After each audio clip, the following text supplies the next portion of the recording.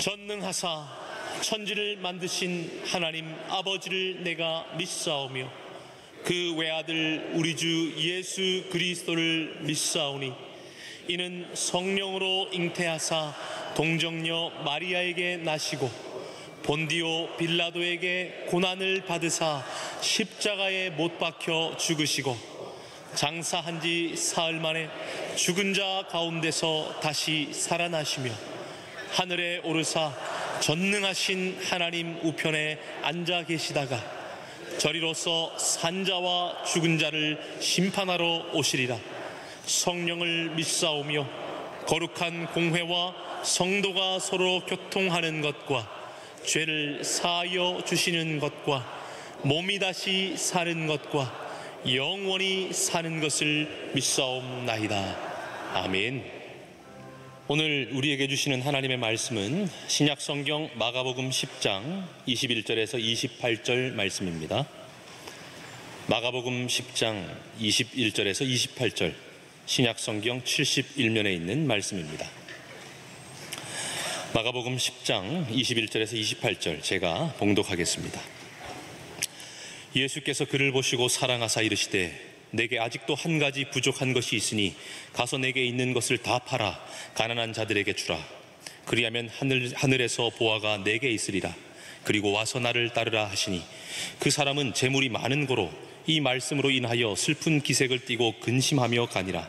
예수께서 둘러보시고 제자들에게 이르시되 재물이 있는 자는 하나님의 나라에 들어가기가 심히 어렵도다 하시니 제자들이 그 말씀에 놀라는지라. 예수께서 다시 대답하여 이르시되 얘들아, 하나님의 나라에 들어가기가 얼마나 어려운지 낙타가 바늘귀로 나가는 것이 부자가 하나님의 나라에 들어가는 것보다 쉬우니라 하시니 제자들이 매우 놀라 서로 말하되 그런즉 누가 구원을 얻을 수 있는가 하니 예수께서 그들을 보시며 이르시되 사람으로는 할 수 없으되 하나님으로는 그렇지 아니하니 하나님으로서는 다 하실 수 있느니라. 베드로가 여짜와 이르되 보소서 우리가 모든 것을 버리고 주를 따랐나이다. 아멘.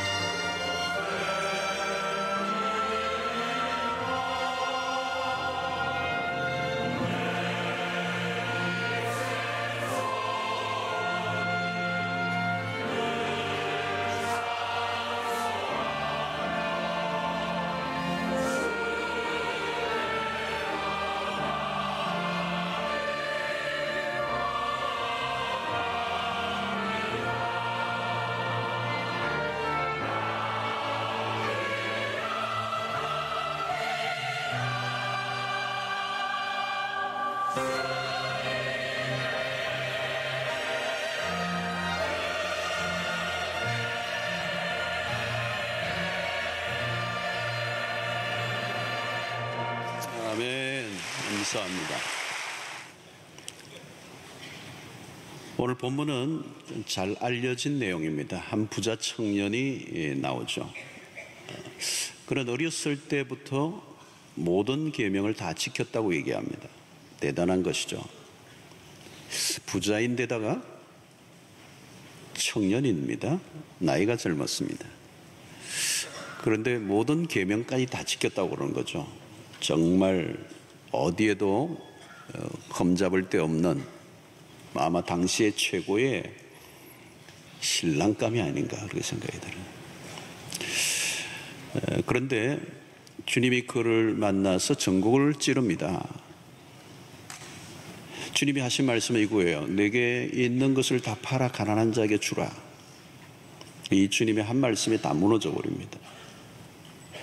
22절을 보면 그 사람은 재물이 많은 거로 이 말씀으로 인하여, 이 말씀은 지금 조금 전에 하셨던 말씀이에요. 내게 있는 것을 다 팔아 가난한 자에게 주라라고는 이 말씀으로 인하여 슬픈 기색을 띠고 근심하여 가니라. 이 청년은 이 이후로 안 돌아온 것 같습니다. 갔어요. 이 당시 율법주의 한계를 보여주죠. 자신은 완전하다고 생각했지만 주님의 관점에서 보면 어림도 없어. 이어 부자 청년이 떠난 후에 주님께서 제자들에게 재물에 관한 교훈을 가르쳐주고 계십니다. 아마도 주님과 부자 청년과의 대화 속에서 제자들이 온전히 깨닫지 못한 것 같아요.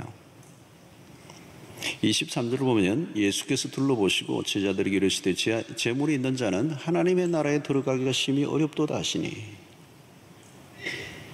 제자들이 이 말씀을 들을 때 깜짝 놀랐습니다. 왜 놀랐는가 하면 제자들이 그동안 회당에서 들었던 메시지와 너무 달랐기 때문입니다. 대체로 바리새인들은 불을 하나님의 축복의 증표로 보았기 때문에 그렇습니다. 자, 주님은 재물에 대해 이렇게 강도 높은 표현을 하셨는데 그 이유가 무엇일까요? 그 물질의 파워 때문에 그렇습니다. 돈에는 괴력이 있습니다. 괴력. 돈은 그냥 돈이 아닙니다.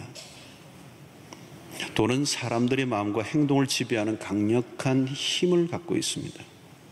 마태복음 6장 24절에 한 사람이 두 주인을 섬기지 못할 것이니 혹 이를 미워하고 저를 사랑하거나 혹 이를 중히 여기고 저를 경히 여김이라. 너희가 하나님과 재물을 겸하여 섬기지 못하느니라. 주님이 하나님과 재물을 대조하신 것에 주목해야 합니다. 누가 나의 주인인가? 하나님과 맞먹으려고 하는 또 다른 신이 있는데 그것이 재물이라는 것입니다. 그것을 우리는 맘몬이라고 하는 맘몬. 맘몬은 거짓 메시아입니다. 역사 이래로 맘몬은 가짜 신이지만 진짜 신처럼 군림하고 있습니다. 하나님과 같이 돈에도 일종의 인격을 부여하셔서 주님이 말씀하고 있는 것이죠. 돈은 중립적인 면이 있습니다. 돈은 악하게 쓸 수도 있고 선하게 쓸 수도 있습니다. 가치 있는 곳에 사용할 수도 있고 악을 도모하는 일에 쓸 수도 있습니다. 그러나 중립적으로만 생각하는 것은 아니란 태도라는 것입니다. 돈은 악한 영향력 쪽으로 흘러갈 가능성이 더 많습니다. 우리의 타락한 본성과 만날 때 돈은 쉽게 타락을 부추기는 것입니다. 주님은 하나님과 재물 중 하나를 선택하라고 말씀하십니다. 돈은 영적인 세력이고 하나님을 대적하는 힘으로 보신 것이죠. 그래서 중립지대를 주님은 허용하지 않으셨습니다. 돈을 가지면 가질수록 위험성도 높아지면 돈은 우리의 타락한 본성과 만나면 어디로 튈지 알 수가 없습니다. 오늘날 세상에 돈이 있으면 안 되는 것이 별로 없습니다. 하나님의 나라의 가치를 추구하지 않는 사람들의 입장에서 보면 돈은 그의 절대적인 힘을 가집니다. 그야말로 돈은 전능자입니다. 찬양 가사를 바꾸면 전능하신 나의 뭉칫돈은 능치 못함 전혀 없네. 전능하신 나의 주 하나님은 능치 못하실 님. 그 가사를 좀 바꿔봤어. 시편 23편을 패러디하면 돈은 나의 목자시니 내게 부족함이 없으리로다. 물론 돈에 대한 긍정적인 면이 없는 것은 아닙니다. 물질로 주님을 기쁘시게 할 일들을 할 수 있습니다. 돈이 사람을 살릴 수 있습니다. 아프리카의 약 하나로 생명을 살릴 수 있습니다. 그러나 긍정적인 면으로서의 돈을 추구하는 것마저도 유혹이 널려 있다는 것을 놓치면 안 됩니다. 처음에는 욕심 없이 순수하게 시작했지만 나중에는 흙길로 빠진 사람들이 한둘이 아닙니다. 바울은 돈을 사랑함이 일만 악의 뿌리가 된다고 그랬어요. 유명한 독일의 저항 목사인 디트리트 본 히퍼 목사는 우리의 마음에는 모든 것을 포용하는 하나의 헌신만을 위한 방이 있으며 돈은 우리의 마음을 우리는 한 주인에게만 메어 달릴 수 있을 뿐이다.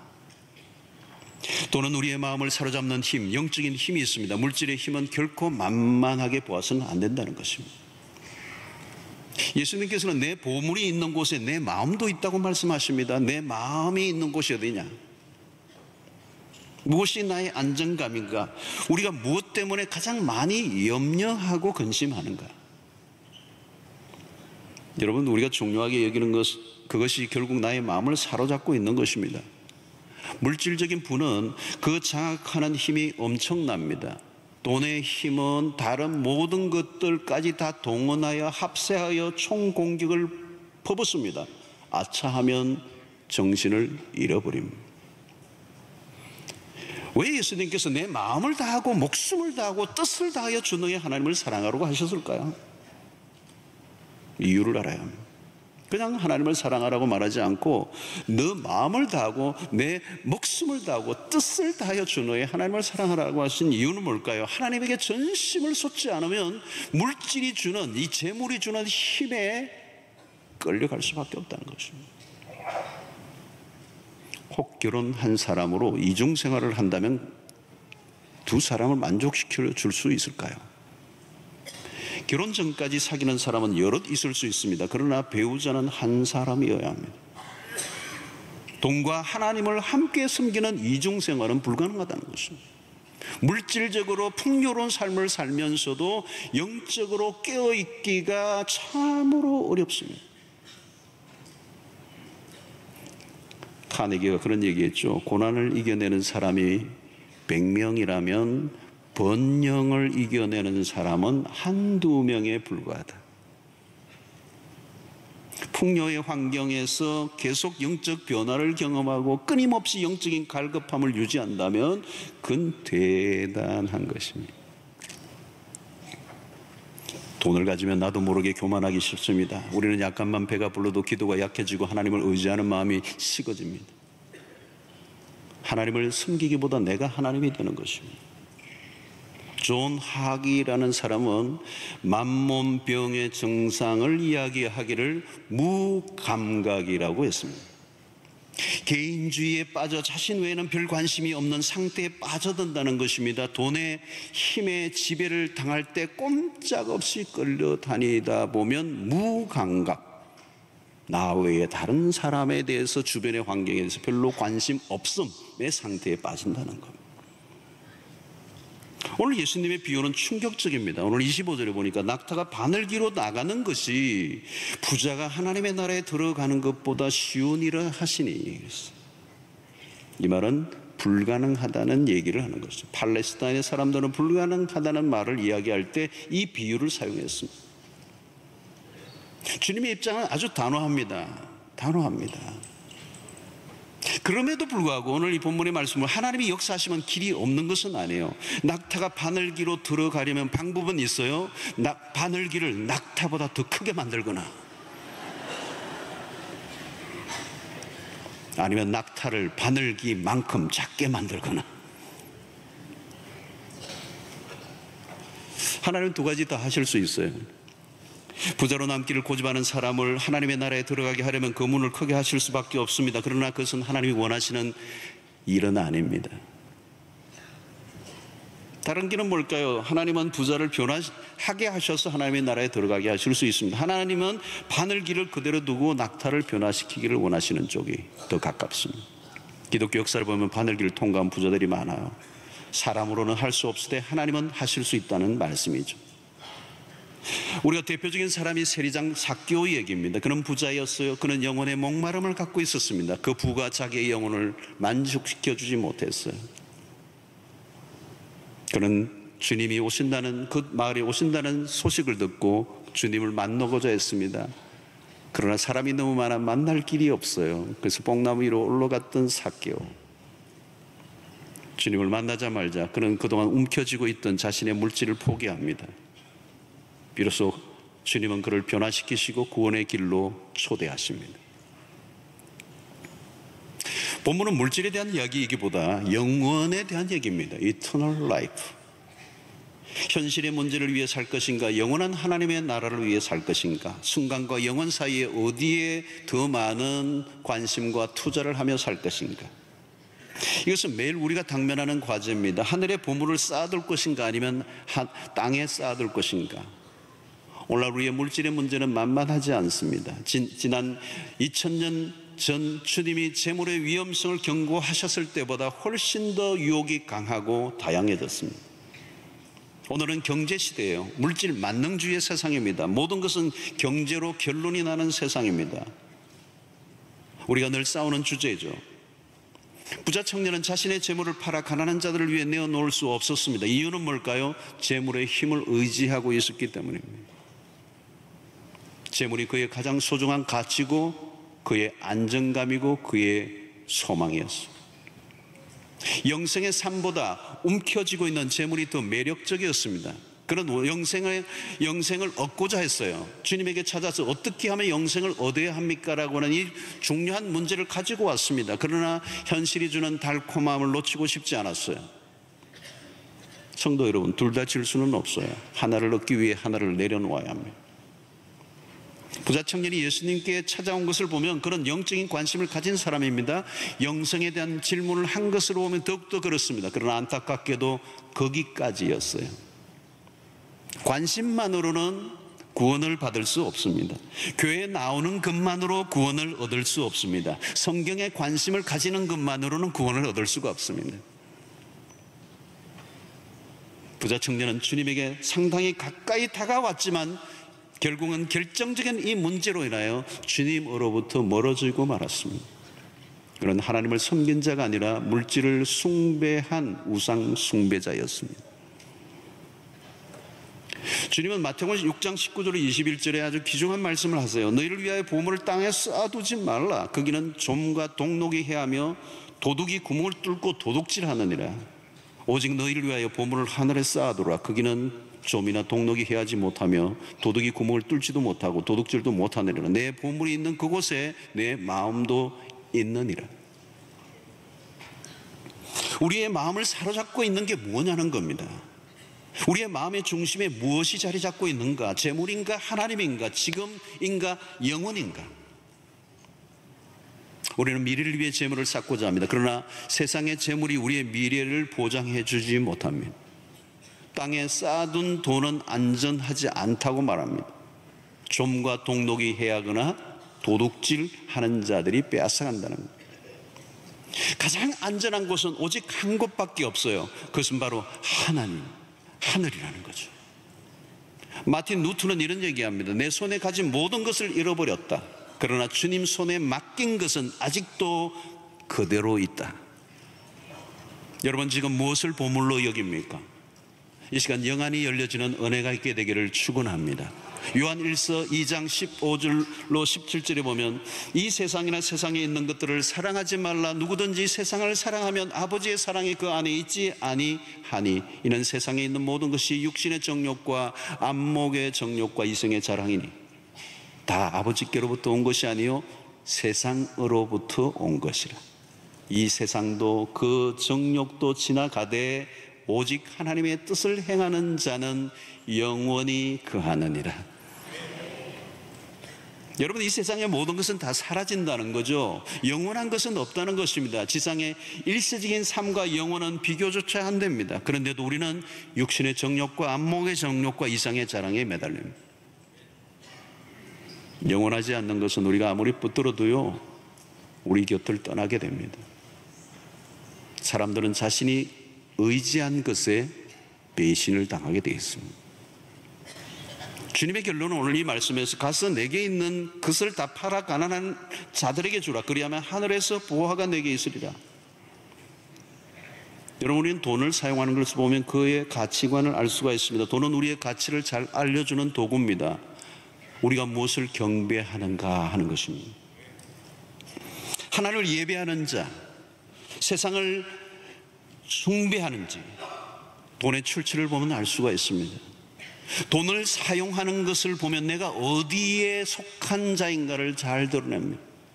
세상에 속한 자인가, 하나님의 나라에 속한 자인가. 가끔 우리는 돈 쓰는 재미가 솔솔하다 그런 얘기를 들어요. 돈 쓰는 재미. 엄밀히 말하면 돈 쓰는 재미가 아니라 돈 쓰는 쾌락입니다. 쾌락이란 뭘까요? 순간적인 만족입니다. 그리고 결코 채워지지 않아 또 목이 마른 것이 쾌락입니다. 소비하기 위해서 돈을 벌어야 하고 돈을 벌어야 소비하는 구조는 이미 돈이 주인이 된 삶입니다.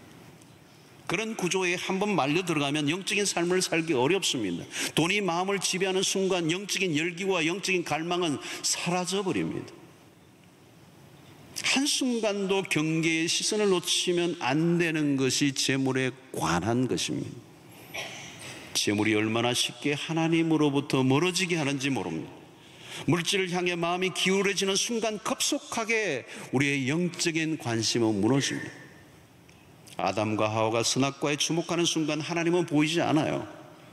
돈이 얼마나 쉽게 영혼을 무디게 만드는가를 알려주는 것입니다. 하나님에게로 쏟을 마음이 물질로 새어 나가면 영적인 삶은 공격을 받게 되고 결국 마침내 영혼을 잃어버리게 된다는 것입니다. 성도 여러분, 돈은 우리의 영혼을 만족시켜주지 못합니다. 우리의 육체를 만족시킬 수는 있을지 몰라도 영혼은 결코 만족시켜주지 못합니다. 인간의 욕구는 채우면 채울수록 더 목이 마릅니다.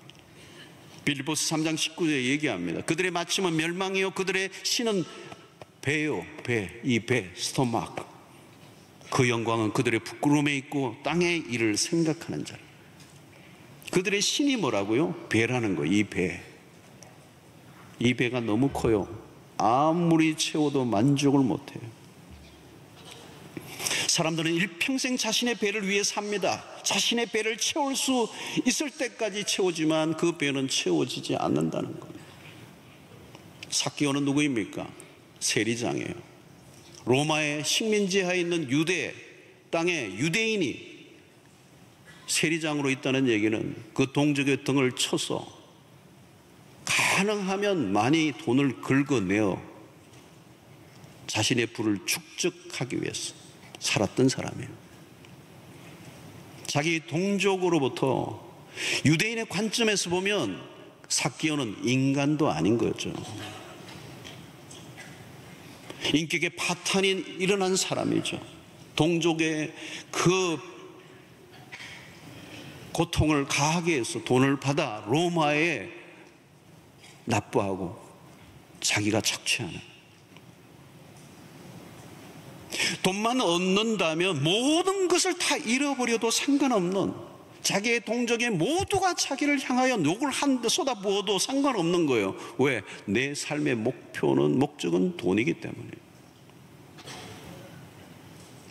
여러분, 돈이 사람을 그렇게 만들어요. 무서운 것입니다. 돈이 우상이 되면 눈에 보이는 게 없어요. 판단력이 무뎌집니다. 자신에게 무슨 일이 일어나고 있는지를 스스로 분별하고 깨달을 수 있을 수 없는 상태에 빠지고 마는 거죠. 성도 여러분, 물질에 대한 바른 태도는 하나님이 주시는 만큼 만족하고 감사하며 사는 것입니다. 하나님 안에서의 만족을 경험해야 합니다. 여러분, 우리의 만족은 세상이 줄 수 없어요. 하나님만이 만족을 줄 수 있고 그 하나님을 대신할 수 있는 것이 이 세상에는 존재하지 않는다는 것입니다. 바울은 빌립보서 4장 18절에 이런 얘기를 해요. 내게는 모든 것이 있고 또 풍부한지라. 지금 여러분 지금 감옥 안에서 이 얘기를 하고 있어요. 지금. 에바브로디도 편에 너희가 준 것을 받음으로 내가 풍족하니. 여러분, 감옥 안에 있는 사람이 무엇을 가졌기에 모든 걸 가졌다고 고백합니까? 성도 여러분, 하나님 안에서 만족한 삶을 살면 가지고 싶은 것이 현저히 줄어들어요. 세상에 끌어당기던, 옛날에 나를 끌어당기던 것들이 다 힘을 잃어버리고 말아요. 하나님이 주시는 만족감이에요. 세상에 그 옛날에 좋던 것들에 대한 흥미가 없어요. 없어져 버려요. 돈을 추구할수록 욕구불만에 빠지지만 하나님을 추구할수록 그 안에서 누리는 만족감은 커져가는 것이죠. 돈을 더 가져 결핍을 해결하려고 하면 실패합니다. 하나님을 더 가까이 하는 것이 해결의 길이에요. 넉넉한 삶은 하나님 안에서만 가능합니다. 하나님을 떠난 삶은 욕구가 끝도 없습니다. 채워도 안 채워져요. 필요가 채워진다고 만족하지 않는 것은 욕망 때문입니다. 욕망의 문제는 하나님 안에서만 치유될 수가 있는 것입니다. 징계예요, 여러분. 성령 충만한 삶을 살고 은혜 생활을 제대로 하면요, 지금 주어진 가장 기본적인 필요로도 충분한 삶을 살 수 있어요. 내가 살아있는 것이 감사하고 오늘 하루 먹을 것이 있는 것이 감사하고 어떤 결핍에 시달리지 않아요. 이것을 가르쳐서 우리는 영적인 포만감이라고 얘기해요. 예수로 배부른 자로 살아가는 묘미죠. 그래서 이것을 고린도후서 6장 10절에 바울은 이렇게 이야기합니다. 근심하는 자 같으나 항상 기뻐하고 가난한 자 같으나 많은 사람을 부유하게 하고 아무것도 없는 자 같으나 모든 것을 가진 자로다. 바로 이것이 예수께서 사셨던 삶이고 사도 바울이 살았던 삶이고 우리의 믿음의 선조들이 살아냈던 삶이에요. 소유의 문제로부터 자유를 얻으면 그때부터 삶은 놀랍도록 풍요로워집니다. 풍요로워져. 신자들 가운데서도 물질적 부유만 알고 영적 부유를 알지 못하는 사람들이 있습니다. 성도 여러분, 예수를 믿는다는 것은 뭐 늘 궁색하고 그냥 찌질하고 재미없고 그런 삶으로 생각하는 경향이 있어요? 아니에요, 여러분. 영성의 삶의 이 클라이막스는 축제예요, 축제.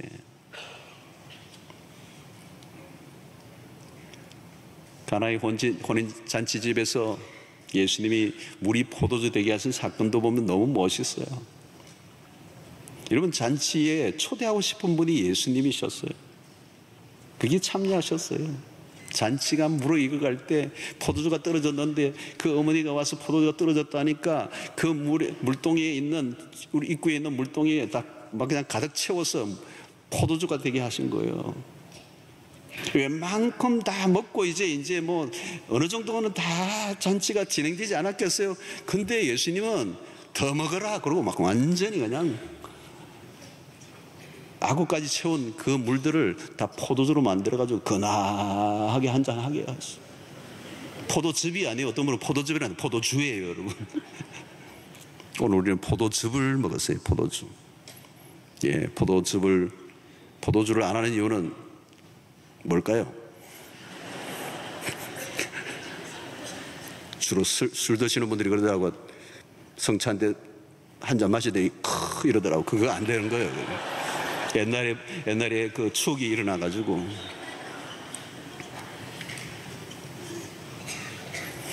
여러분, 축제의 삶이에요. 예수님의 공생을 보십시오. 공색과 극기로 힘겨운 삶을 사신 게 아닙니다. 주님은 불행한 삶과 거리가 멀어요. 풍요로운 삶을 사셨습니다.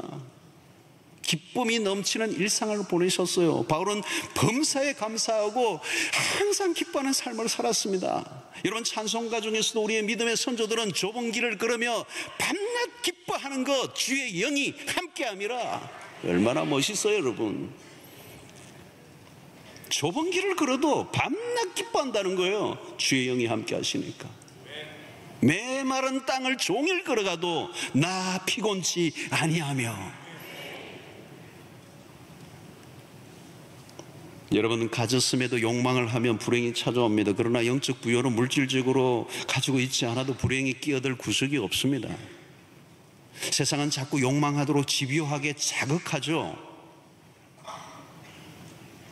오늘날 세상이 그렇잖아요, 여러분. 얼마나 자극이 심합니까? 욕망을 하도록. 근데 세상의 사람들은 그 욕망을 자극하는 그 자극을 이겨낼, 그것을 차단할 능력이 없어요. 그러니까 물질주의 세상에서 우리가 물질과 싸워 이길 능력이 세상에는 없는 것이죠. 때로는 금욕주의자들이 노력을 해봤지만 실패했습니다. 무조건 금욕하고 극기하는 것만이 해결책이 아닙니다. 욕망을 억제함으로 욕망을 해결할 수가 없어요.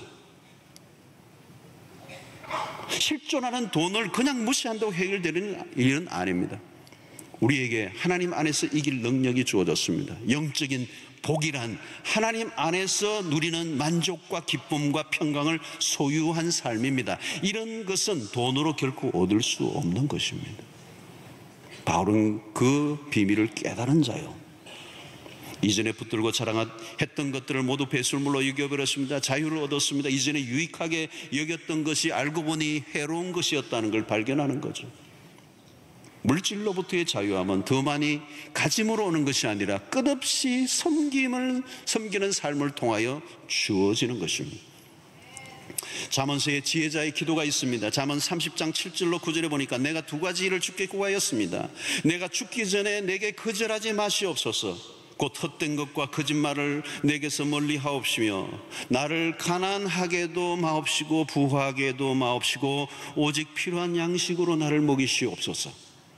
혹 내가 배불러서 하나님을 모른다, 여호와가 누구냐 할까 하오며 혹 내가 가난하여 도둑질하고 내 하나님의 이름을 욕되게 할까 두려워함이니이다.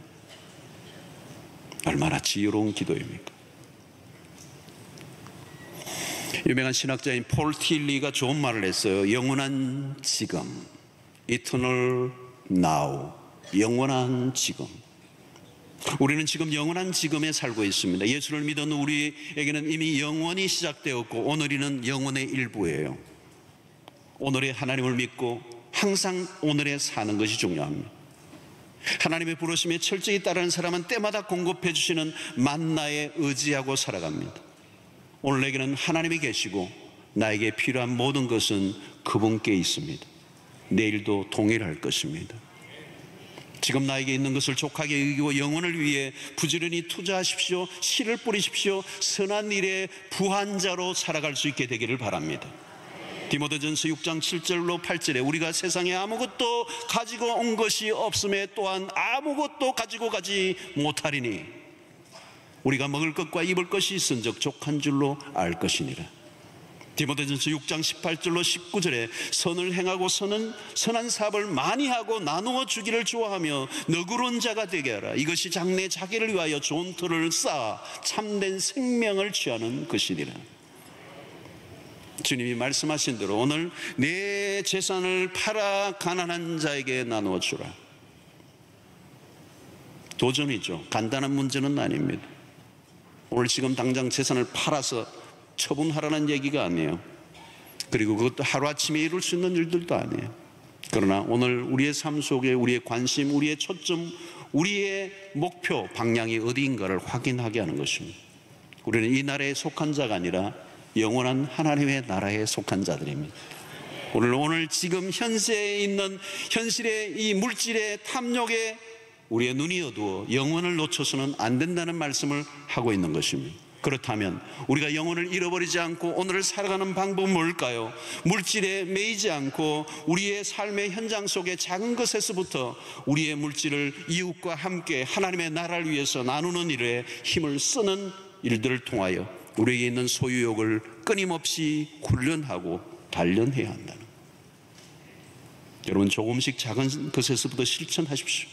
주변에 연약한 사람이 눈에 띄면 할 수 있는 만큼 도우십시오. 하나님의 나라를 위해서 드리십시오. 우리의 목표는 이 세상에 잘 먹고 사는 것이 아니에요. 순간의 즐거움이 아니라 영원한 즐거움을 추구하십시오.